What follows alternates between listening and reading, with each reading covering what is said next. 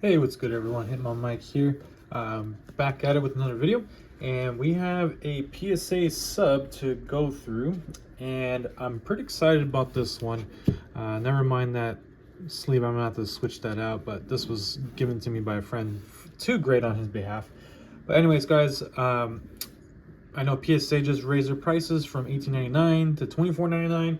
I know it sucks, but big picture, I think I hate that I have to defend like a corporation in this case, but they're backed up. They are like just at max capacity, and if you've submitted in the recent months, like it's taking longer and longer to get your subs back. And so the only way that they can kind of quell the influx of all the submissions, they have to raise the price. This is going to be temporary, but I am pessimistic about the price going back down too much.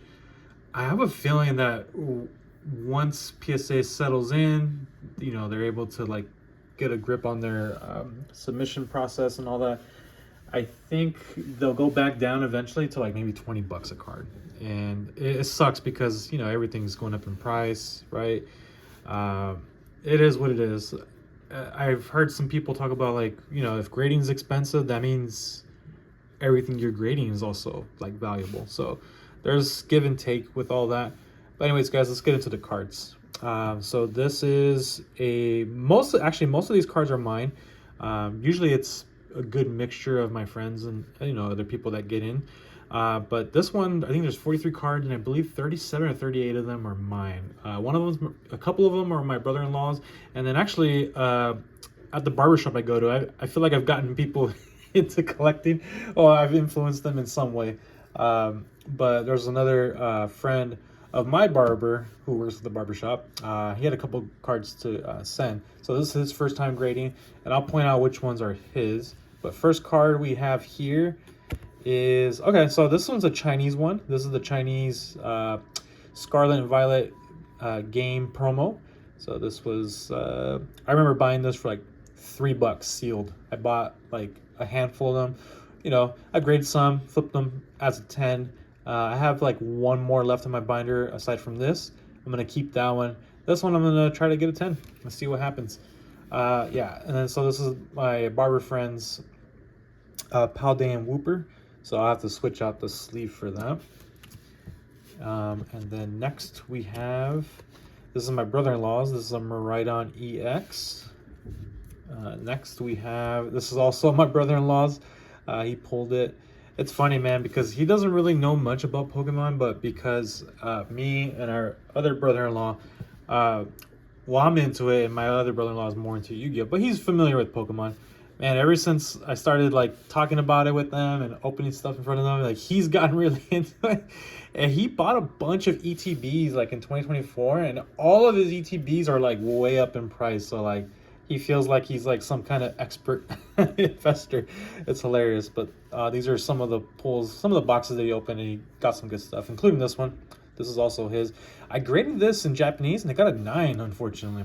So hopefully he gets a 10 in English. And I believe, yeah, this is my barber's friend's card. So he had the Paldean Whooper and the Sylveon. He pulled this one himself, so hopefully this can get a 10. All right, so the rest of these are mine. And we're going to have primarily Pokemon, but at the end, there's going to be a few non-Pokemon cards that I'm actually going to try grading out for the first time. And is that a white mark? That's just dust. Never mind that white speck. So we got an Ends Zekrom here from Mega Dream. I think I'm grading a few Mega Dream art rares. I know this one's not super valuable, but man, this is a really nice one. I really like Obstagoon. And I submitted this like 2 days prior to the price increase. Again, ignore that speck. It's just dust. And still grading these for $19, so feel a little bit better sending in some art rares. The Mimikyu's nice. Next we have the Pheasantipity. I pulled this one. I forgot. I think I pulled this plus the Mega Dragonite Mega Attack rare, which is also in this sub. So that was a nice box. That's a beautiful card. Very playable. It's a really good card in the TCG from what I understand. I pulled this one on New Year's Day. Speaking of family, we had a pack ripping day. We brought a bunch of packs. I was really the only one with the big hitter, and it was this Mewtwo. And of course, this is dust, so it's not a blemish on the card. And then next, yeah, so we have the Mega Dragonite Mega Attack. I think we got the Scrafty. We got the Mega Gengar. Still hoping for the SAR. Next we have, the Gardevoir. I pulled this. And then the Charizard. I pulled this twice. This was my better copy. I sold the other one on eBay. I feel like this is, I'm really trying to just grade and flip modern to fund my vintage. Modern is just so readily available, and it's plentiful. So like I have time to scoop all these up. So yeah, my primary motivation to grade some of these is gonna be to flip, especially the Mega Dream cards. However, with V-Star Universe, I actually might keep them if they're 10s. So the Suicune that I have, I felt like it was a little off center for a Japanese card. I felt like it was gonna get a 9. These two I feel like are strong 10 contenders, and if I get the 10s in those, then I'll get the Suicune. I'll just buy it. Same thing with the Leafeon. The Glaceon I felt like was more of a 9 contender. It had like a gnarly print line. I bought this like years ago before I really became more astute with like assessing the surface. I feel like a lot of people, when they grade cards, overlook the surface, and I feel like it's so critical, especially with PSA. I know CDC, Beckett, they have different standards, and I noticed that they don't punish surface defects as hard as PSA. PSA, you can have a clean card, right? But there's a dent, automatic 6, it feels like. Here we go. We got the Rayquaza VMAX, and now that I'm doing this video, I noticed there's a little white mark. And I didn't notice that before, and I already created the sub. I can't really edit it. So if I edit, if I'm not mistaken, it would like recreate a new submission, and it would make it with the new pricing. So I'm just gonna have to take this L, most likely a 9, but man, it's a beautiful card. If anything, I'll just crack it out and put it back in my binder. No big deal. Got the Mew. This one, I remember my very first box that I opened for VMAX Climax, I pulled this. My secret rare was the Zero Aura, but then I also pulled this guy. So I have no intention of selling this one, especially because I pulled it. But hopefully I can get a 10 with this Mew. Really cool card. They didn't really catch on, these black and gold secret rares. Maybe they will in the future. Same thing with the Pikachu. Love it, the chunky boy. I love that they're highlighting the chunky Pikachu for the 30th anniversary. Pretty excited for what's to come this year. Gonna be really interesting. Next, we got the regular one. Well, the character secret rare, character super rare. Yeah, I always forget the terminology, but we got the Zinnia in here with the Rayquaza VMAX. Sorry, I'm pronouncing it incorrectly for all this time. Next, we have ourselves the Umbreon VMAX. Yeah, I'm breaking up my VMAX Climax master set, well, at least with the secret rares. And I'm grading some of them, and I'm selling some of the ones that I don't particularly care for. I have the Umbreon. So you'll notice some of the bigger name cards not in this submission. It's because like they had a print line or they had some kind of like defect. I remember pulling this. I was so excited. I think I opened like 6 VMAX Climax boxes, and this might have been my best pull, the Pikachu. Yeah, so I have the Sylveons, and then what else do I have? I have the Mimikyus. I decided not to grade because there was a little... I didn't think it was a gem in 10. I feel like it was a 9. It was more of a 9 than anything. Beautiful Pikachu with red. Next we have the N and Zekrom. Yeah, so like this card really spiked in price over the last year. Here we go next, and then we have blue with the Kanto Evolutions. Right, so I'm gonna grade these 3 as well. And then next, you guys notice I have some Street Fighter next, so I'm excited. And then we have the Leon and Charizard. I've graded this like 5 different times, gotten 10s and easy money. Hopefully this is going to give me another 10. But I think with the VMAX Climax cards, the 10s I'm going to keep. But anyways, guys, let's get into the Street Fighter. So it's no secret that I have gotten really knee deep into the Street Fighter collecting scene. It's not a very big community. Like I said, there's the Cardsmiths, which is the most recent stuff that came out, Street Fighter Alpha, and came out earlier in May, I believe. And I have several videos about that, which is really cool. I really have a fun time opening it, and they have some beautiful cards. But Street Fighter is not like Pokemon where they have constant sets, right, coming out.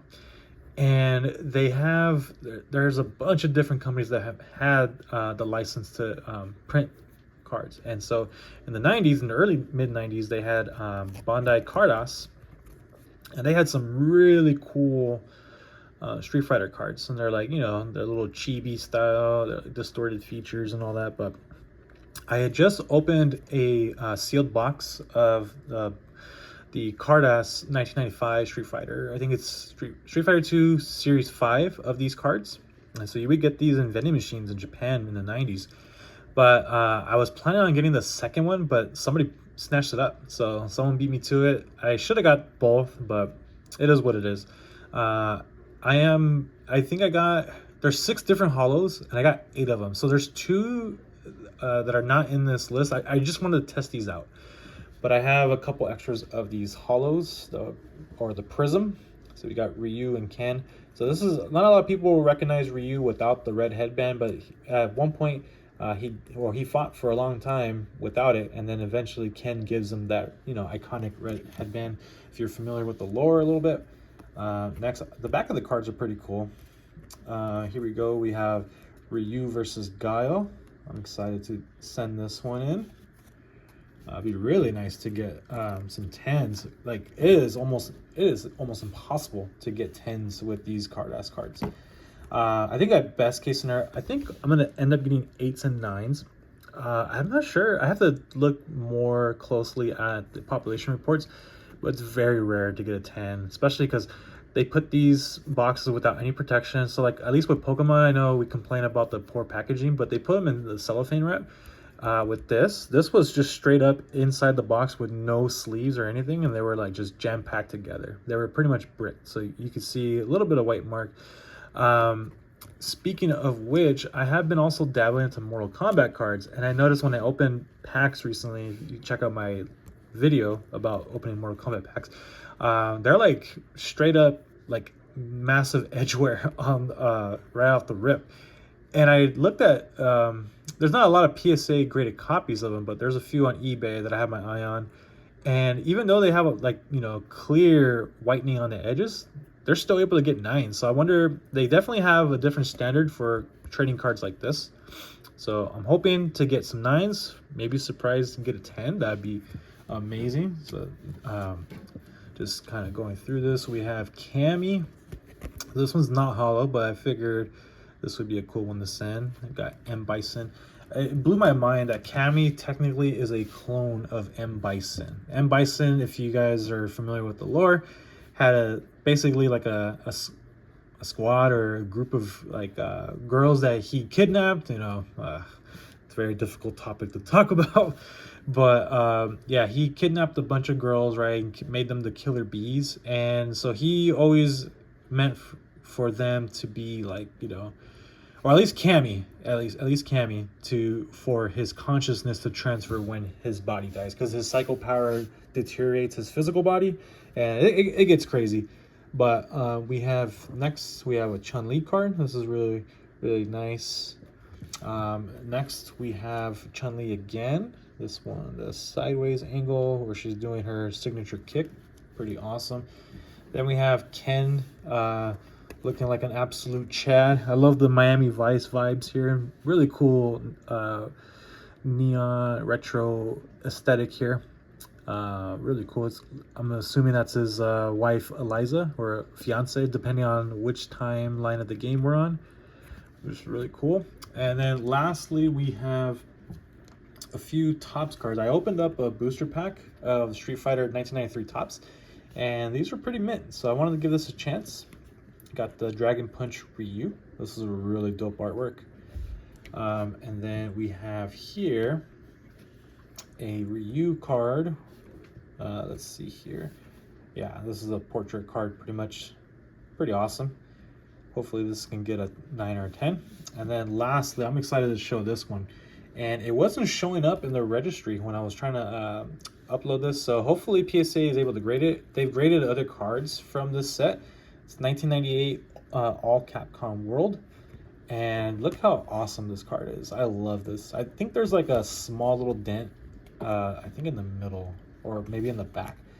But even if it doesn't get a high grade, it's okay. It's worth a shot. And it's not, this card isn't numbered, but I know it's part of the 1998 All Capcom World set. And PSA grades that set. So I wonder what they're gonna do. Hopefully they're able to grade it. But yeah, there's no like number. And then when I look it up, it's really hard to find information about this card. And I know it's a legit card. It's not fake. But I guess I'll update you once I get this back, like 3-4 months from now. But anyways, guys, let me know what you think of the submission. Maybe comment your favorite card from this group, from this submission. Are we all gonna get 10s? Are we gonna get disappointed? Who knows? So I'll update you guys on this specific sub a little bit, like maybe 3-4 months down the road. But anyways, guys, if you guys like this type of content, please like and subscribe, and I'll catch you guys in the next one. Peace.